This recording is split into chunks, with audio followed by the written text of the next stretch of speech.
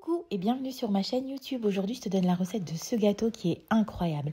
Alors, dans une casserole, tu viens mettre 100 g de sucre, 50 g de maïzena, le zeste d'un citron. Attention, le citron, il faut que ce soit seulement la partie jaune, il ne faut pas arriver jusqu'au blanc. Ensuite, tu viens mettre le jus d'un demi-citron. Tu mets 400 ml de lait entier ou de lait demi-écrémé, peu importe, et tu ajoutes à tout ça un œuf. Avec un fouet, tu viens mélanger le tout pour que ce soit un mélange bien homogène, pour que la maïzena, etc. se soit bien dissous, et tu portes à ébullition jusqu'à épaississement. Il faut avoir cette consistance-là. Tu viens transvaser dans un saladier et ensuite tu viens filmer au contact avec du film alimentaire et tu réserves jusqu'à refroidissement. Une fois que ça c'est fait, tu prends un deuxième saladier dans lequel tu viens mettre 3 œufs avec 120 g de sucre et une pincée de sel. Tu viens avec un mixeur battre le tout jusqu'à ce que ton préparation double de volume. Voilà, comme ceci. Et ensuite, tu viens ajouter à ta préparation 100 ml de lait, 100 ml d'huile neutre. Tu ajoutes aussi 150 g de farine, un sachet de levure chimique et le zeste d'un demi-citron de nouveau. Et ensuite, tu viens mixer le tout avec ton mixeur ou ton batteur. Et voilà, jusqu'à ce que ce soit bien homogène. Donc, ta préparation est prête. Dans un moule avec du papier sulfurisé ou alors beurré et fariné, tu viens ajouter la moitié de ta préparation pour la pâte. Tu mets bien sur les bords, tout le long, tout le tour. Et tu viens enfourner ça à 170 degrés pendant 15 minutes. Une fois que c'est fait, tu reprends la préparation qu'on a mis à refroidir. Tu la détends avec un fouet ou avec une spatule. Et tu sors de ton four une fois les 15 minutes passées.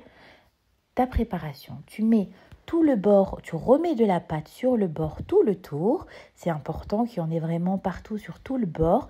Et ensuite, au centre, tu viens mettre ta préparation à base de citron et tu viens l'étaler bien uniformément sur tout le tour. Il ne faut pas aller jusqu'au bord, il faut vraiment que ça reste sur le centre et laisser une partie. Tu viens recouvrir le tout du reste de ta préparation de pâte et tu l'étales bien par-dessus pour que ça recouvre bien ta préparation de citron.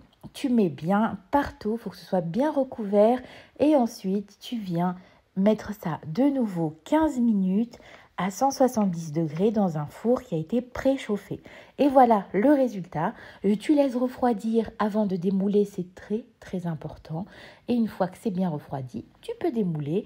Et voilà le résultat, ce que ça donne. Moi, j'ai transvasé ça dans une assiette. J'insiste sur le fait qu'il faut bien attendre que ça refroidisse pour pouvoir démouler et décorer. Et ensuite, tu peux décorer de vraiment ce qui te plaît. Moi, j'ai mis par-dessus du nappage neutre que j'ai trouvé chez Perle Dorée et j'ai ajouté de la noix de coco par-dessus et j'ai décoré de quelques petites tranches de citron qui me restaient avec lequel j'ai fait le zeste et le jus. Sache que pour cette recette, tu peux remplacer le citron par de l'orange par exemple, ou tu peux tout simplement remplacer le citron par de la vanille.